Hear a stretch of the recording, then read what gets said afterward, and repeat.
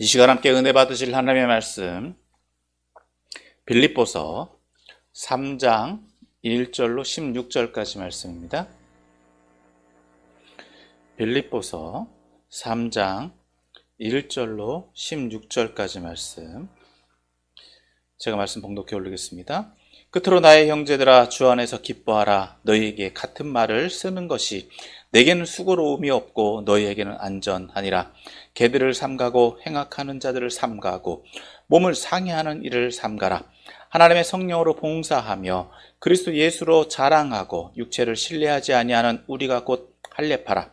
그러나 나도 육체를 신뢰할 만하며 만일 누구든지 다른 이가 육체를 신뢰할 것이 있는 줄로 생각하면 나는 더욱 그러하리니, 나는 8일 만에 할례를 받고 이스라엘 족속이요 베냐민 지파요 히브리인 중에 히브리인이요 율법으로는 바리새인이요 열심으로는 교회를 받게 하고 율법의 의로는 흠이 없는 자라.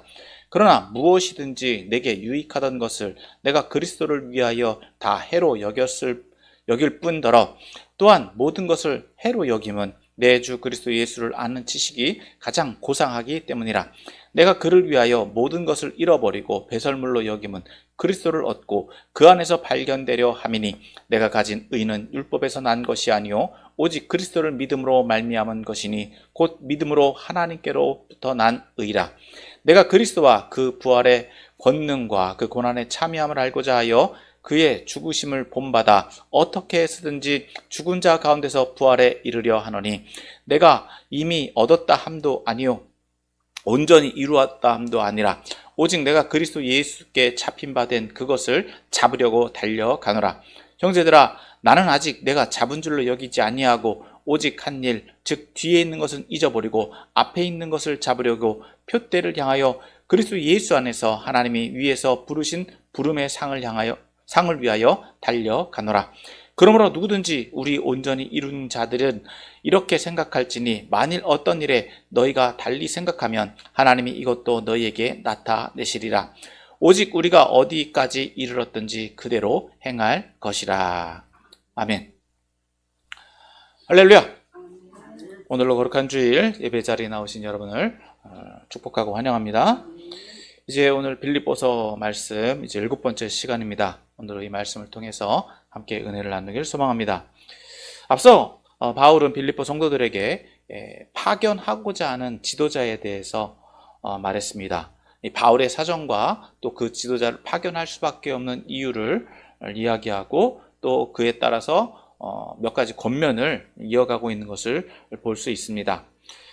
오늘 이제 본문도 바울이 빌립보 성도들을 위한 권면이라고 할 수 있습니다. 그리고 오늘 이 권면에 따른 오늘 본문은 이 바울의 권면에 따른 권면과 이에 따르는 보충 설명이라고 할 수 있는데, 먼저 1절에서 3절이 핵심 권면이죠. 빌립보 성도들이 가지길 바라는 자부심. 그 빌립보 성도들이 먼저 가져야 되는 것이 무엇이냐라고 하는 것입니다. 즉 그리스도인이라고 하는 이 자부심에 대해서 말하고 있고, 또 이어서 4절에서부터 16절은 이 자신을 예를 들어서 그렇게 말하고 있는 것에 대한 보충 설명이라고 할 수 있습니다. 그리고 여기에 따라서 좀 더 세부적으로 나눠 본다면 이제 4절에서부터 6절은 이 바울의 과거에 대해서 말해주고 있고, 7절에서 9절은 그렇게 그러했던 자신이 왜 지금은 그렇지 않은가라고 하는 이 터닝 포인트에 대해서 말해주고 있으며, 또 10절에서부터 14절은 이제 현재 바울의 삶과 앞으로 바울이 추구하고 있는 것이 무엇인지에 대해서 말해주고 있습니다.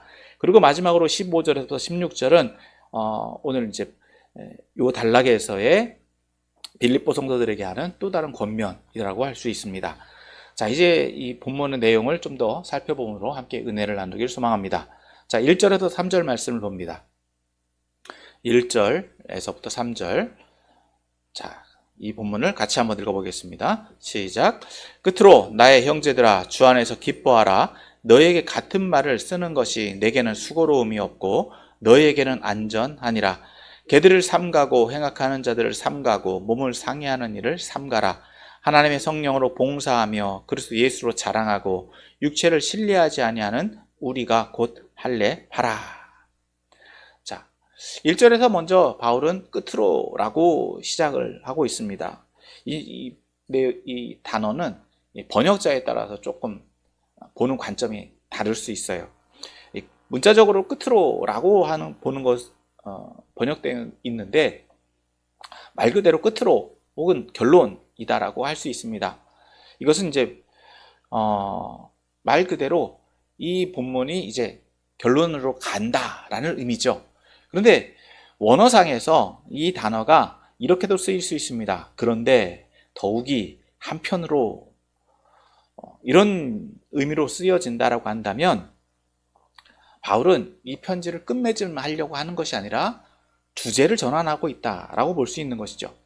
또 다른 이야기를 바울은 이제 하려고 한다라는 것입니다. 그래서 바울은 이 빌립보 성도들에게 이렇게 권면합니다. 나의 형제들아 주 안에서 기뻐하라. 자, 이 단락에서 바울의 주된 핵심적인 권면이자 명령은 기쁨입니다. 여기서 바울은 단순히 기쁨을 강조하는 것에 그치지 않고 조건을 달았습니다. 그 조건은 바로 주 안에서입니다. 즉 주님 안에서 기쁨을 누리라는 것이죠. 다시 말해서 이 바울이 말하는 기쁨은 이 세상적인 쾌락 혹은 재미 혹은 흥미를 말하는 것이 아님을 알 수 있습니다. 다시 말해서 주 안에서 이러한 기쁨을 찾을 수 있어야 된다는 것이죠. 물론 주님 안에서도 즐거움이 있습니다. 재미가 있습니다. 쾌락이 있습니다. 그러나 그것은 세상 것과 차별이 된다는 것이죠. 그렇기 때문에 이 바울이 지금 말하고 있는 것은 주님 안에서 혹은 그리스도 안에서 그리스도로 인한 기쁨이라는 것입니다.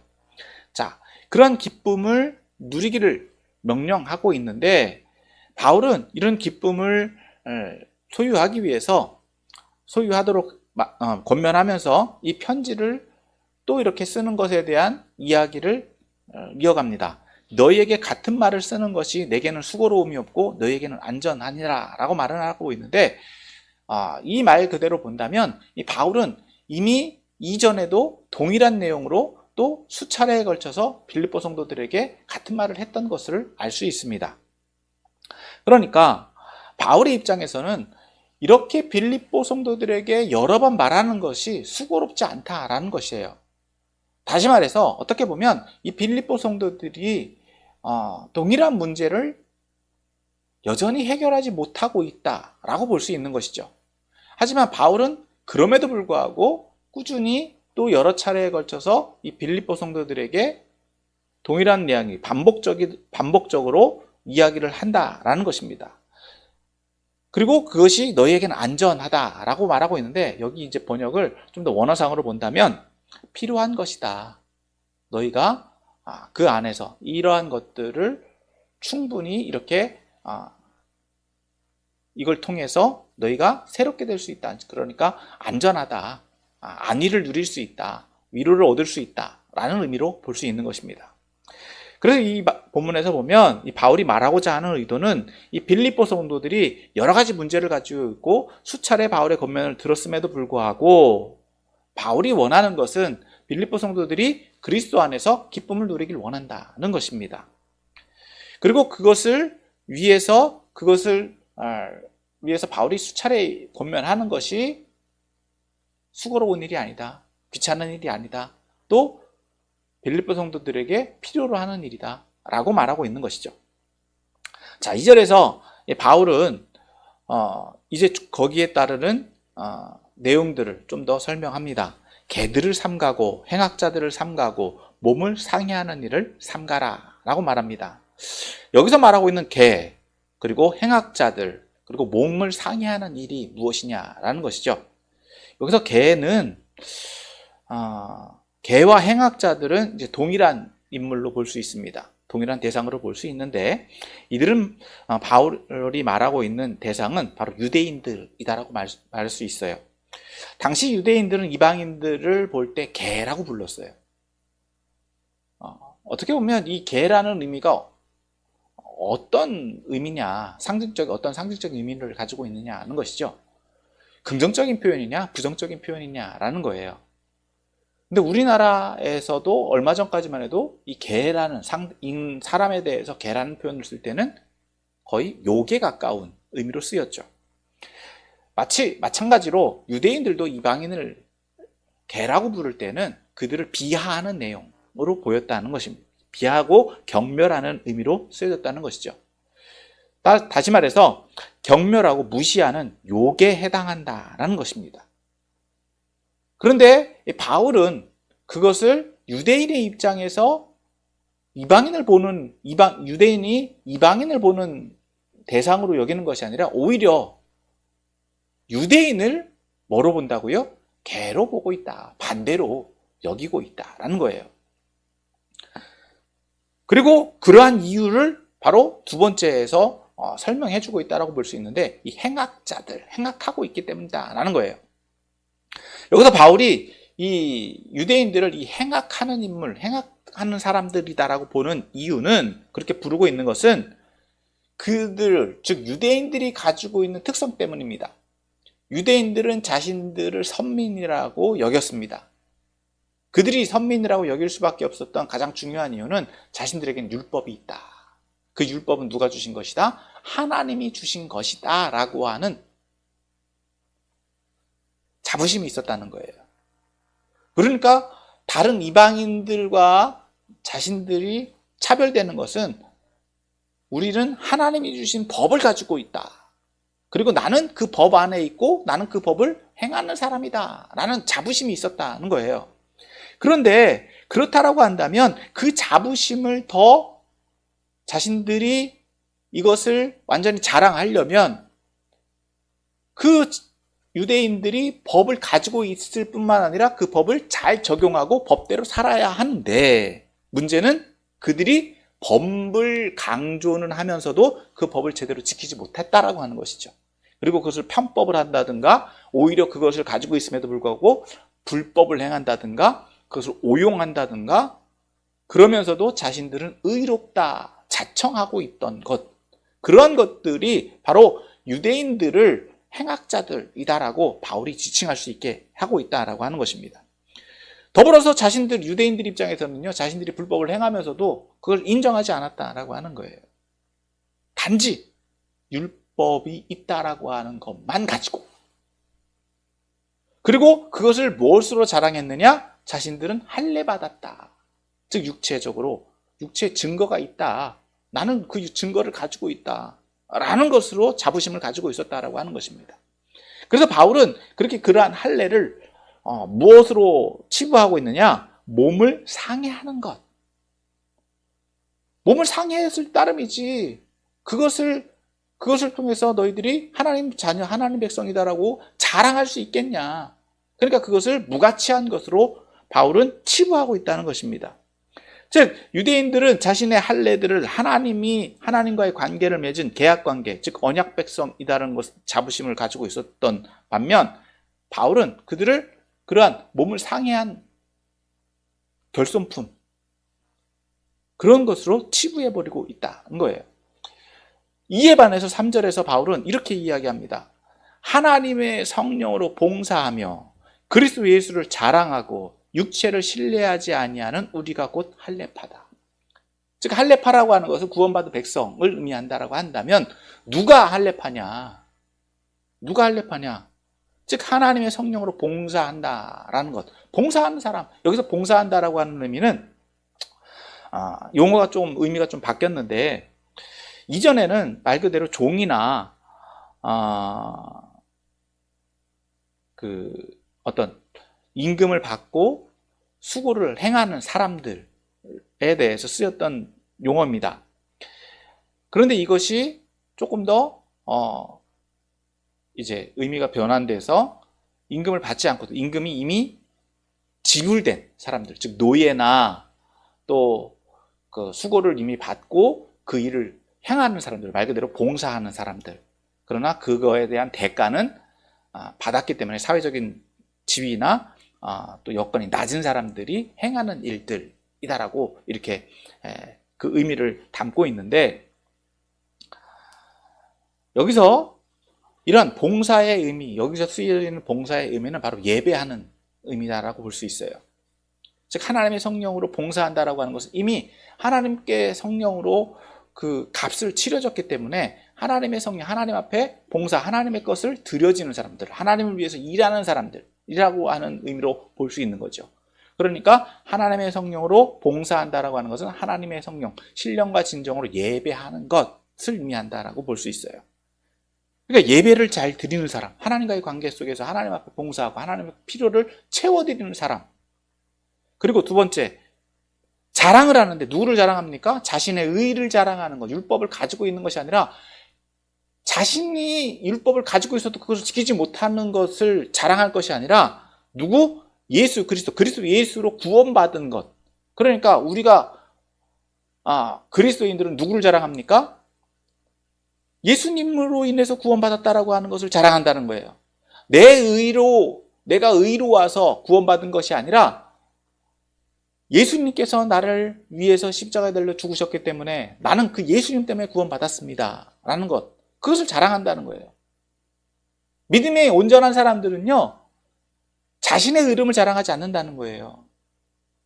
즉 예수님 때문에 구원받았다, 예수님이 나를 구원하셨다, 예수님의 구원하심을 나는 믿는다, 즉 그리스도 예수를 자랑으로 삼는 사람들을 말하는 것이죠. 그러면서 그렇기 때문에 그 사람들은 육체를 신뢰하지 않는다는 거예요. 여기서 육체를 신뢰하지 않는다는 것은 자신의 몸을 자랑하지 않는다, 자신의 행위를 자랑하지 않는다, 자신의 행위나 자신의 선행을 자랑하지 않는다는 거예요. 자신의 행함을 자랑하지 않는다는 거죠. 여전히 인간은 연약하고 쓰러질 수 있고 넘어질 수 있지만 그러한 것들을 신뢰하지 않는다, 연약함을 인정하고 그것을 자랑하지 않는다. 즉 누구만 자랑한다? 하나님만 자랑한다. 그것이 그리스도인이고 그것이 할례파, 그것이 진정한 하나님의 언약 백성이다라고 지금 바울은 이야기하는 거예요. 그러니까 여기서 좀 더 설명하면 육체라고 하는 것은 저급하고 구속받지 못한 본성을 지닌 인간의 속성을 가지고 있는 인간 자체를 말하는 거죠. 죄를 여전히 지을 수밖에 없는 사람들. 그러니까 인간의 노력으로는 구원에 이를 수 없음에도 불구하고 자신의 특권과 위치와 능력에만 의지하여 하나님의 구원 상태에 있다고 착각하는 사람들을 바로 육체에 있는 사람들, 육체를 신뢰하는 사람들이다라고 한다면 믿음의 사람들은 어떻다고요? 그것을 자랑하지 않는다는 거죠. 그렇기 때문에 그리스도인들은 어떠한 삶을 살고 있음을 전제한다? 하나님 앞에 신령과 진정으로 예배하고 또 예수님만을 자랑하고 자신의 육체적인 연약함, 그러니까 죄를 지을 수 있는 연약함에 늘 노출되어 있음을 인정하는 사람들, 그런 사람들이 누구다? 할례파다, 하나님의 언약 백성이다 라고 말하고 있는 것이며, 바울은 오히려 유대인에 비해서 이러한 삶을 살아가고 있는 사람들이 무엇을 가져야 된다? 자부심을 가져야 된다라고 말하고 있는 거예요. 그렇게 말하고 있다고 볼 수 있습니다. 자, 이에 대해서 이제 바울이 이 4절에서부터 14절에서 자신을 예를 들어서 이야기를 해주고 있는데, 먼저 4절부터 6절 말씀을 봅니다. 4절에서부터 6절.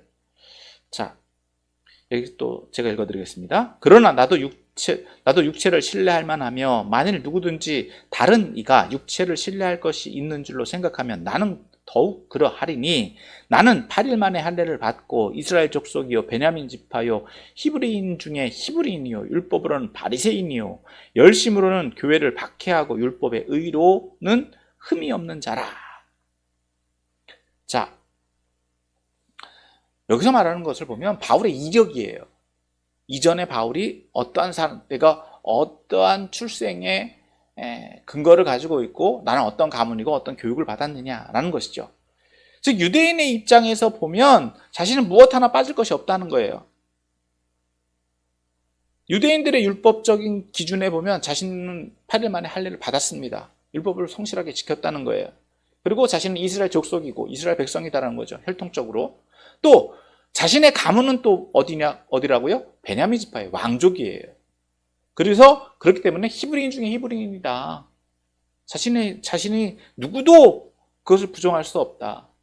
그리고 율법으로는 바리새인이다. 즉 자신이 율법적으로 율법을 어느 정도 지키고 있는지를 표현할 수 있다. 오늘날로 말하면 학력을 말할 수 있는 거죠.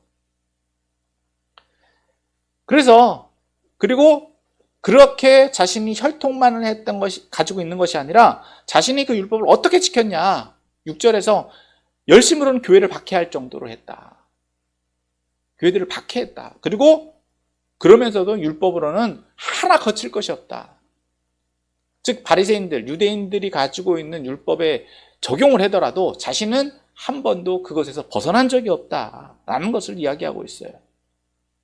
그러니까 바울이 유대인들을 유대 율법적으로 보면 완벽한 사람이다라는 거예요.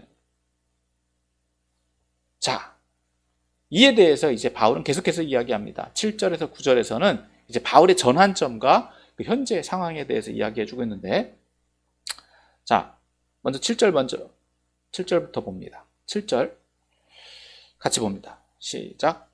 그러나 무엇인지 내게 유익하던 것을 내가 그리스도를 위하여 다 해로 여길 뿐더러.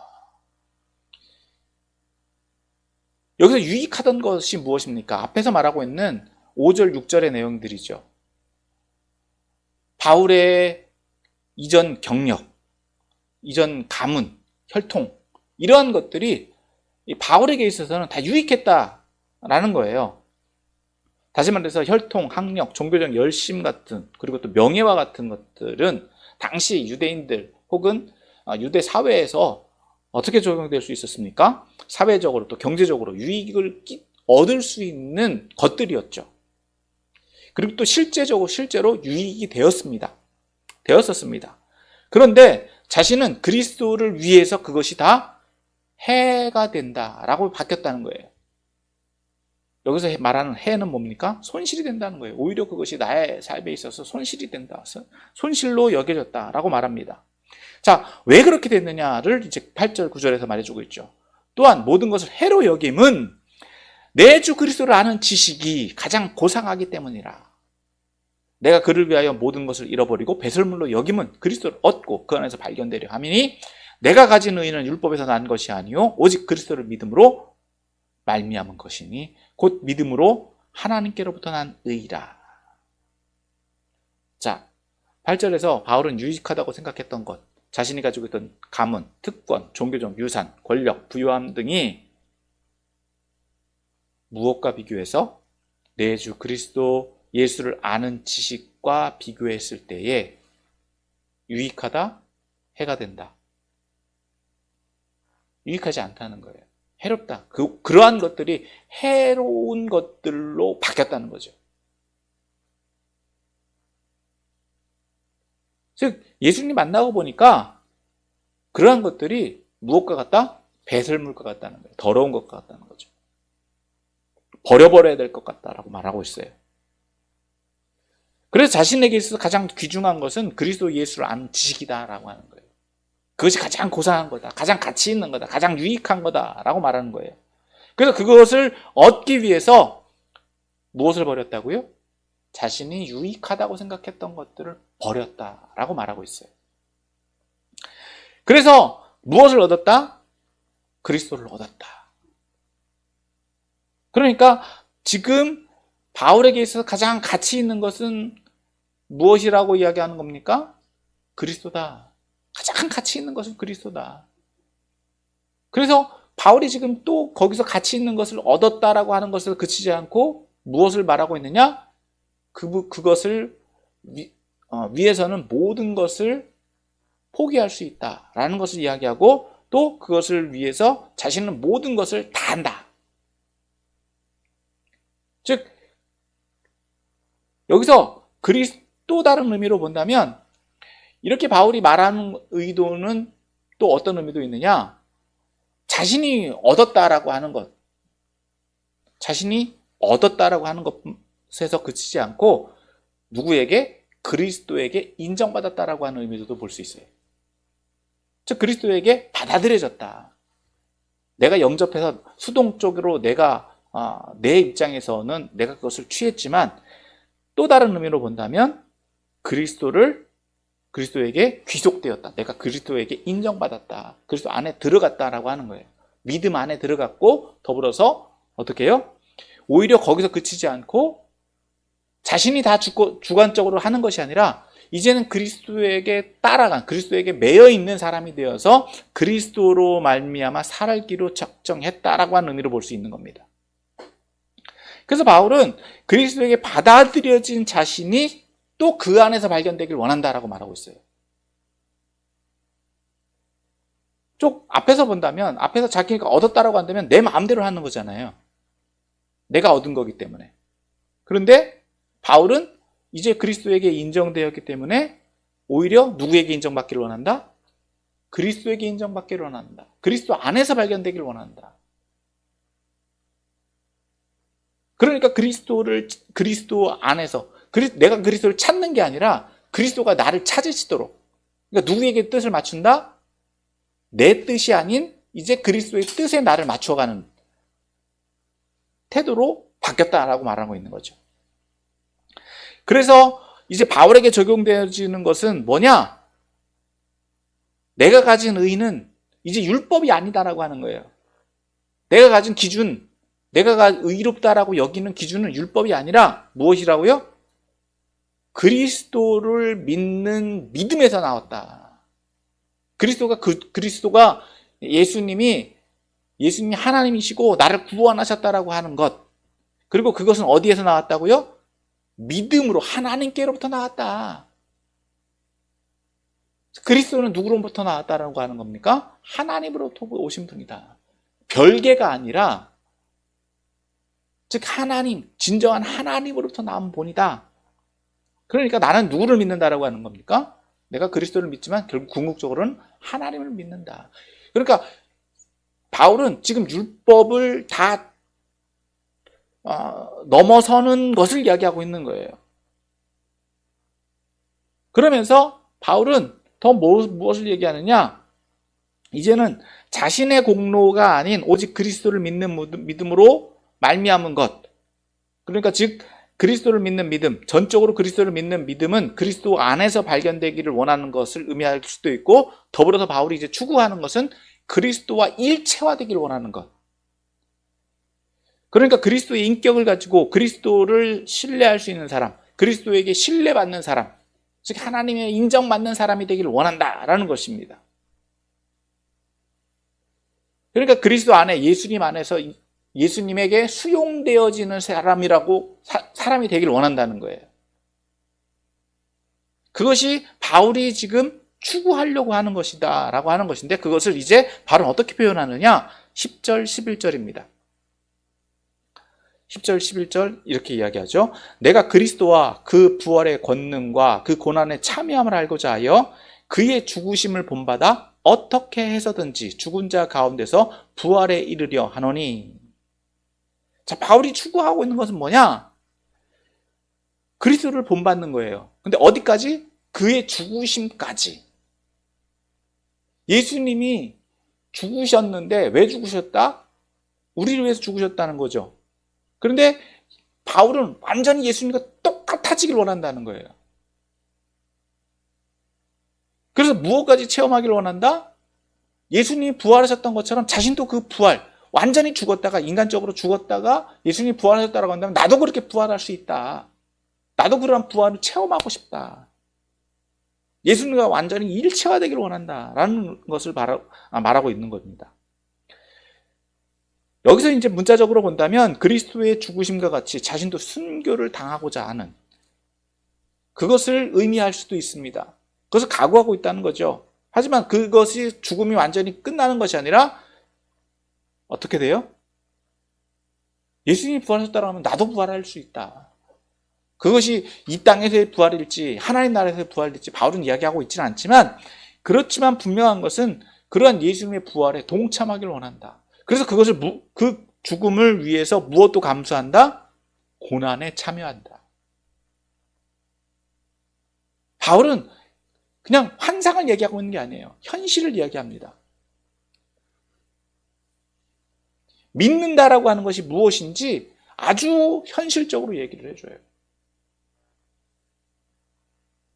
그래서 실제로 자신은 그 죽음을 각오하고 그 죽음을 통해서 무엇을 체험하기를 원한다는 겁니까? 부활. 죽음을 통한 부활. 인간적인 죽음과 그리스도를 통한 부활. 이게 부활신앙이에요. 자, 이러한 바울의 결단과 결심과 이러한 바울의 현재 삶의 태도가 여기에 있다라고 한다면 바울은 이제 어떤 소망을 가지고 있느냐? 자, 12절에서부터 14절에서 이렇게 계속 얘기합니다. 자, 내가 이미 얻었다 함도 아니요 온전히 이루었다 함도 아니라 오직 내가 그리스도 예수께 잡힌 바 된 그것을 잡으려고 달려가노라. 자, 자신은 이 의미를 잘 보면 자신은 지금 이미 얻은 것도 아니고 온전히 이루었다 하는 것도 아니다. 지금 자신은 완성됐다는 겁니까? 지금 못 이뤘다는 겁니까? 잡은 것도 있지만 아직 다 못 이룬 것도 있다는 거예요. 미완 상태라는 거죠. 미완성이기 때문에 미완성이지만 여전히 자신은 어떤 상태라고요?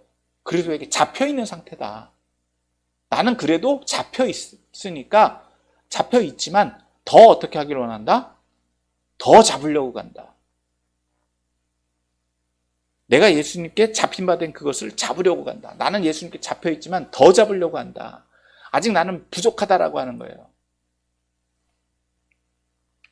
그래서 13절에서는 이렇게 이야기합니다. 동일한 말인 것 같지만 조금 다른 의미를 가지고 있는데, 형제들아 나는 아직 내가 잡은 줄로 여기지 아니하고 오직 한 일, 뒤에 있는 것은 잊어버리고 앞에 있는 것을 잡으려고. 조금 말이 복잡한 의미를 가지고 있지만 좀 풀어서 정리를 해보면, 내가 잡은 줄로 여기지 않는다라고 하는 것은 앞에서 말한 12절을 정리하는 것으로 볼 수 있는데, 미완 상태에 있잖아요. 그렇지만 이제까지 해온 일들을 만족하지 않는다는 의미로 볼 수 있습니다. 그러니까 지금까지 해온 일들은 어떻게 한다고요? 뒤에 있는 것들은 잊어버리고, 내가 지금까지 많은 업적들을 해왔고 그리스도의 일들을 해왔지만 그것들은 그냥 지나간 거예요. 하지만 아직도 앞에 있는 일들이 많이 있다. 앞에 있는 것들, 앞으로 아직도 나에게 주어진 사명들이 많이 있기 때문에 그것을 잡기 위해 달려가는데, 그것이 어디까지냐? 표대, 목적지가 있다는 거죠.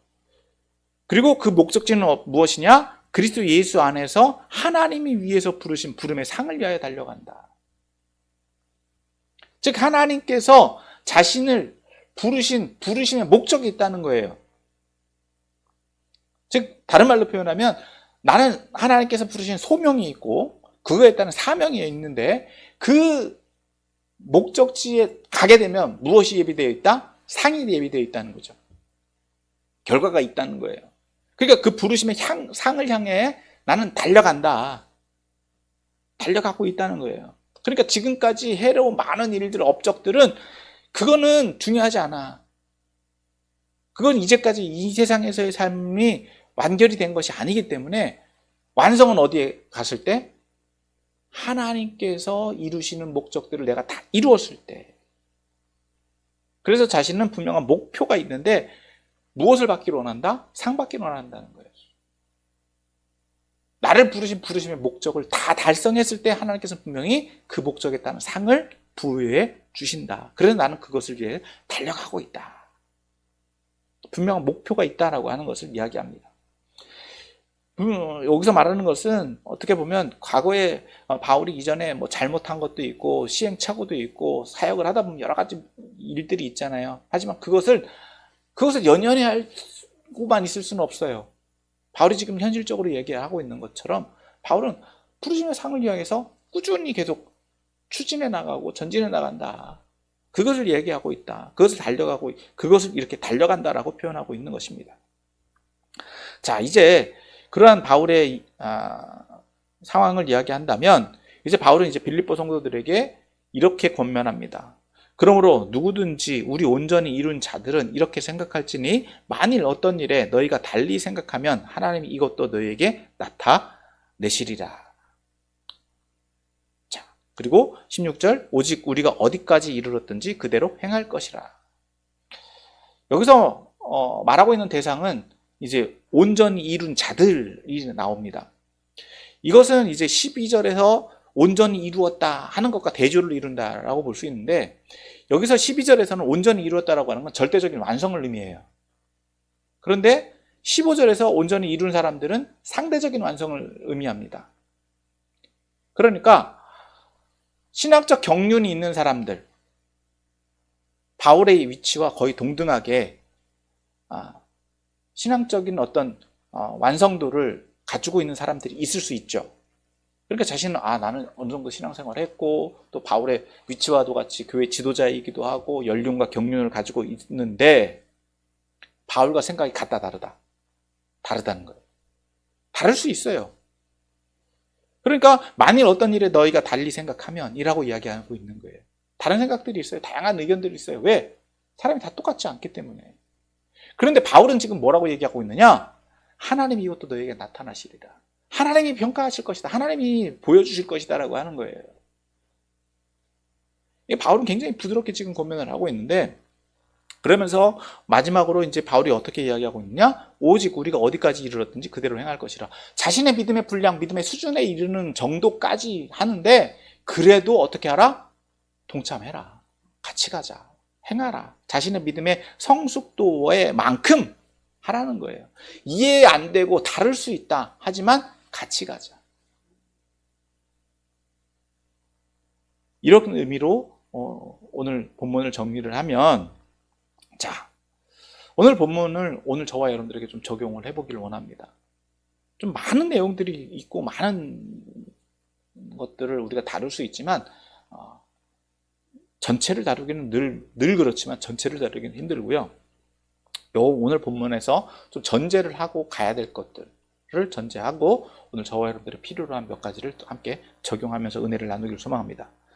오늘 본문에서 앞에 말한 것처럼 개 혹은 행악자 또 육체를 신뢰하는 사람들을 유대인들이라고 전제를 했습니다. 이런 사람들을 바울은 주의하라고 권면하고 있는데, 이런 사람들이 유대인들이라고 전제를 하고 있거든요. 그러면 바울은 왜 이 사람들을 교회 안에 있는 유대인들, 교회 안에도 유대인들이 있었어요. 갈라디아서에서 보면은 교회 안에서 좀 문제를 일으키는 사람들이 있었죠. 그런데 바울은 이 사람들을 이렇게 교회 안에 있는 사람들이 아닌 유대인들로 지칭하고 있느냐? 다른 아예 교회 바깥에 있는 그것을 왜라는 의미로 따져본다면 너무 많은 내용들이 되지만 오늘 본문에서 본다면 사실 유대인이나 기독교 유대인이나 큰 차이는 없다고 봅니다. 동일하게 그 사람들의 특징이 무엇을 의미한다고요? 하나님 믿는 사람들이에요. 똑같이 하나님 믿는 사람들이에요. 그런데 그들이 강조하는 것은 무엇이었다고요? 나는 율법 가지고 있어. 오늘날로 말하면 나 예수 믿어. 이렇게 이야기하고 있는 거예요. 더불어서 나는 몇 대 손이야. 우리 가문, 우리 집안 나 모태신앙이야. 나 3대째 기독교 집안이야. 라고 말하는 사람들이다라고 볼 수 있는 거죠. 그런데 그 사람들이 율법을 지킨다고요? 안 지킨다고요? 율법대로 안 산다는 거예요. 믿는 가정에 있지만 믿음을 믿음대로 살지 않는 사람들을 의미한다는 겁니다. 그러면서 누군가에게는 뭐라고 얘기한다고요? 나 믿는 사람이야. 나 기독교 집안이야. 우리 아버지가 장로고, 우리 아버지가 목사고, 우리 자녀들이 뭐고, 우리 할아버지, 할머니, 친척들 다 목사 있고 장로 있고 그래. 근데 나는 아니야. 아니, 나도, 그럼 주변 사람들을 통해서 나도 그럴 거다라고 이야기하는데 정작 그렇다 아니다. 자신은 아니에요. 그런 사람들은 무엇과 같다는 거예요? 오늘 본문에서 말하고 있는 것처럼 개나 행악자들이나 육체로 자랑하는 사람들, 그런 사람들이다라는 겁니다. 그런 사람들을 어떻다고요? 그런 사람들이 또 스스로 자신들을 무엇으로 여긴다? 의인으로 여긴다. 스스로 나는 나는 착한 사람이다 라고 치부한다라는 겁니다. 그래서 그들의 삶에는 하나님에 대한 형식만 남아있고 그걸 또 자랑으로 여겨요. 또 혈통이 어떻고, 나는 이제 또 세상적으로 나아갔을 때도요, 어떻다고요?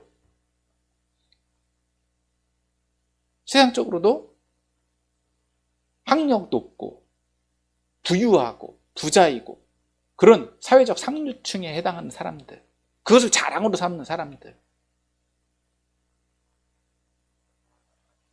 그렇게 볼 수 있는 사람들입니다. 오늘날로 말하면요, 믿음의 선배들 가운데 이런 분들이 종종 있을 수 있죠. 교회 안에서도 그렇고 기독교계에서도 그렇고. 그래서 그런 분들에게 있어서는요, 믿음의 형식이나 경륜만 남아있어요. 그런데 오늘 바울에게 있어서는요, 바울은 그런 모든 것들을 무엇으로 여겼다고요? 해로 여겼다라고 얘기해요. 더불어 그것은 배설물 같다고 얘기해요. 아무것도 아니다라고 하는 거예요. 오히려 그것이 누구 앞에서? 예수님 앞에서는 배설물 같다라고 얘기해요. 바울이 그렇게 이야기할 수 있었던 것은 무엇 때문이냐? 바울은 예수님을 인격적으로 만났기 때문에 그렇다는 거예요. 인격적으로 만나서 정말 바울은 그 인격적인 예수님을 통해서 자신이 가지고 있는 사회적 지위, 경험, 경륜, 그런 것들이 아무 가치 없이 오직 누구만? 예수님만을 아는 것, 예수님을 아는 지식만이 가장 고상한 것이다 라고 말하고 있다는 겁니다. 그렇게 예수님을 인격적으로 만났을 때 바울이 추구할 수밖에 없었던 것은 무엇이냐? 예수님 닮고자 하는 것이었다는 거예요. 어디까지? 예수님 죽으셨던 것까지 똑같이 닮고자 했다. 그것이 진정한 그리스도인의 모습이다 라고 하는 겁니다. 그것을 전제하고 있어요. 그렇기 때문에 바울은 이 빌립보 성도들이 그러한 믿음 안에 있다고 한다면 기뻐할 수밖에 없다는 거예요. 당연히 기뻐할 수밖에 없죠. 은혜 안에 있는데 왜 기뻐하지 않을 수밖에 없습니까? 삶에 고난이 있고 어려움이 있다 할지라도요, 예수님 만나게 되면 구원이 있는데 그 구원 때문에 기뻐할 수밖에 없다는 거예요. 그래서 오늘 저와 여러분들에게 첫 번째로 적용할 것은 우리에게 과연 그리스도 예수를 아는 지식이 가장 고상하냐는 겁니다. 다시 말해서 우리가 지금 자부심을 가지고 있는 그리스도인의 자부심, 우리가 가지고 있는 자부심이 뭐냐는 거예요. 여전히 세상 사람들과 같이, 유대인들과 같이 세상의 기준을 따라서 똑같이 좋은 학교, 좋은 학력, 명예, 혈통 이런 것만을 자랑하고 있지 않느냐. 또 다른 말로 표현하면 큰 교회 휘황찬란하게 져놓고, 저는 그런 것들을 부정하고 싶은 게 아니에요. 교회 크게 짓는 거 좋아요. 필요해요. 잘 져야 돼요. 근데 잘 져야 돼요. 정말 필요하게 잘 져야 돼요.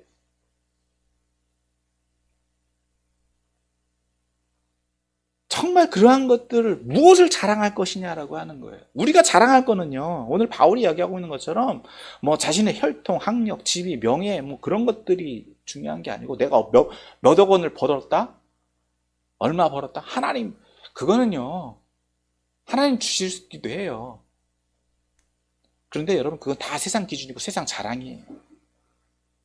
우리가 자랑할 것, 우리가 가지고 있는 그리스도인의 자랑은요, 하나님 앞에 예배할 수 있다라고 하는 거예요. 내가 예수님 인격적으로 만났다라고 하는 거예요. 내가 예수님 앞에서 발견됐다라고 하는 거예요. 내가 예수님 앞에 쓰임 받고 있다라고 하는 거예요. 그게 기준이라는 거예요. 내가 할례파다라고 하는 것, 여러분 누구에게 인정받아야 됩니까? 하나님에게 인정받아야 되는데 세상 사람들에게 인정받으려고 자랑하자고 다니잖아요. 아무 의미 없는 거예요. 그리고 또 세상 사람들에게도 인정받아야 되는데 어떻게 인정받아야 됩니까? 정말 저 사람 믿는 사람이다. 내가 저 사람 잘 모르는데 저 사람 모습 보니까 저 사람 예수 믿는 사람이야. 저 사람이 말 한마디 안 했어도 저 사람 삶을 보니까, 행동을 보니까, 말하는 걸 보니까 저 사람 예수 믿는 사람이야. 그렇게 인정받을 수 있어야 되는 거다. 그게 믿는 사람의 자부심이다라고 하는 거예요. 여러분, 정말 우리가 예배할 수 있다라고 하는 거예요. 특권입니다. 어떻게 하나님 앞에 우리가 서요? 우리가 어떻게 하나님 앞에 예배드리고 우리가 드려지는 예배가 하나님이 받으신다라고 하는 것, 얼마나 감사한 일입니까? 그러니까 잘해야 되는 거예요. 정말 최선을 다해야 되는 거예요. 하나님이 왕 되신다라고 하는 걸 인정한다라고 하면은요, 여러분 함부로 할 수가 없는 거예요. 그렇게 예배할 수 있다라고 하는 것을 우리가 자랑해야 할 수밖에 없다. 그것을 그러한 자리에 있다라고 하는 것 자체가 자부심이다라고 하는 거예요. 여러분, 그렇기 때문에 오늘 저와 여러분들 이 자리에 있는 것이요, 큰 자부심이 돼야 돼요. 큰 자부심이에요. 물론 세상에서도 오늘 바울이 이야기한 것처럼 그러한 사회적 지위와 명예와 어떤 부요함 필요합니다. 세상에서도 인정받을 수 있어야 돼요. 그러나 그것이 나에게 있다 하더라도 믿음의 사람들에게 있어서는요, 그것은 껍데기예요, 껍데기. 아무 의미 없어요. 오로지 우리가 가야 되는 것은 내 안에서 흘러넘치는, 내가 예수님의 모습을 얼마나 담아내고 얼마나 표현하고 얼마나 내 삶에서 나타나고 있는지가 더 중요하다. 그것이 우리의 자랑이 되어야 된다라고 하는 것이고, 그리고 더불어서 내가 그리스도인이다라고 하는 자존감, 내가 믿는 사람이다라고 하는 자존감. 여러분, 자존심이 아닙니다. 자존감이에요. 그것이 나에게 있어서 자부심이 돼야 돼요.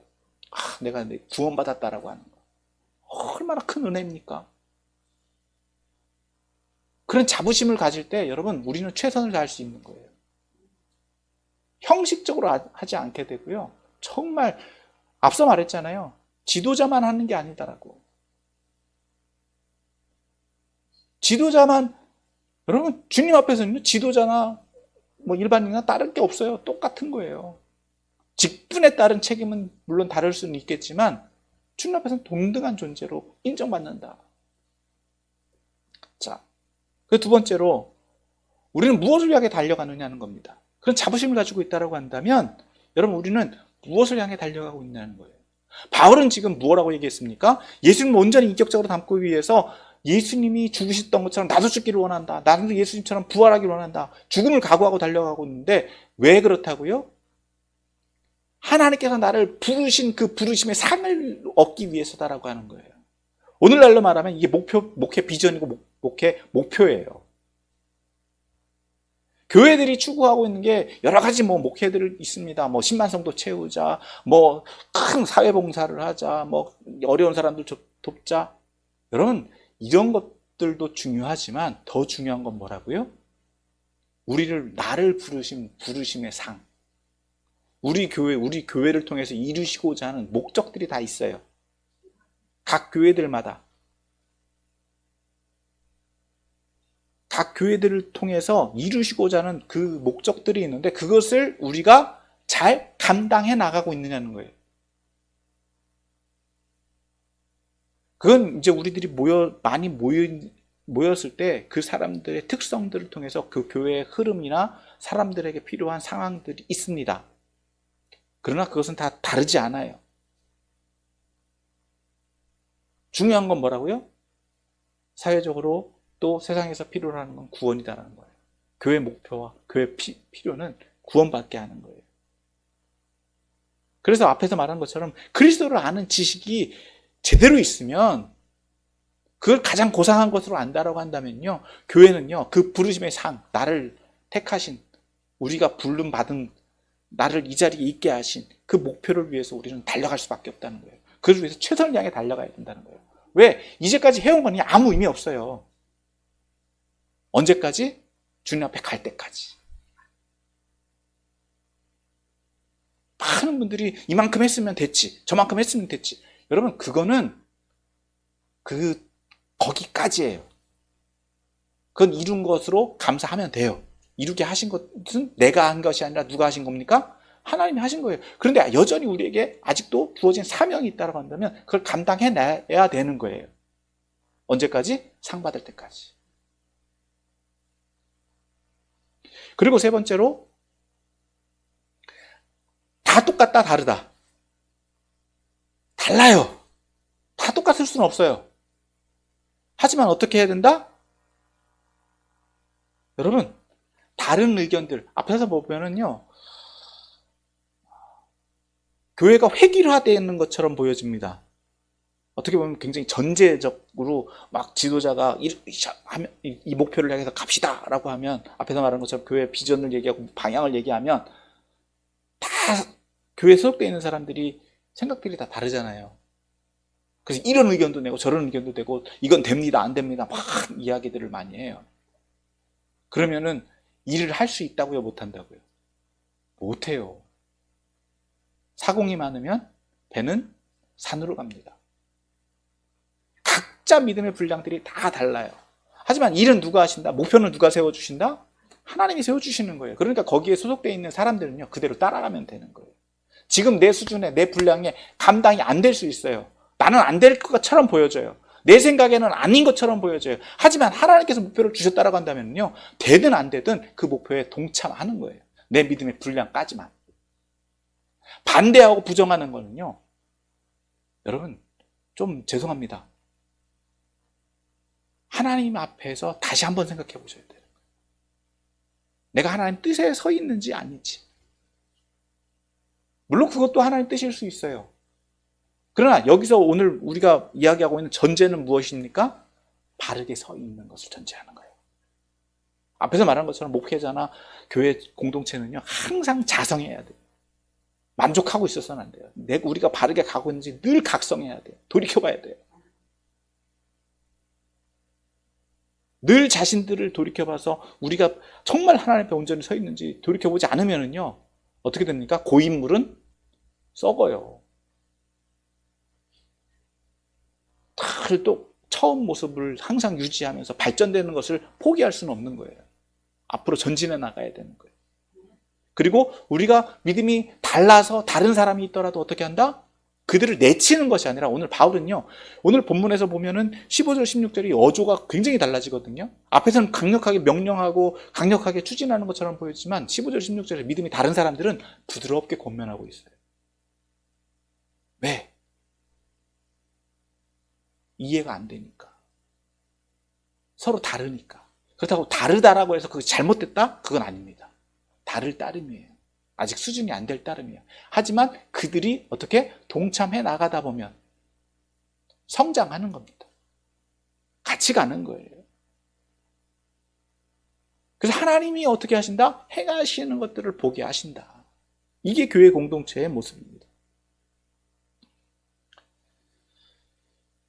오늘 말씀을 좀 정리를 합니다. 바울은 빌립보 성도들에게 기뻐하라고 명령합니다.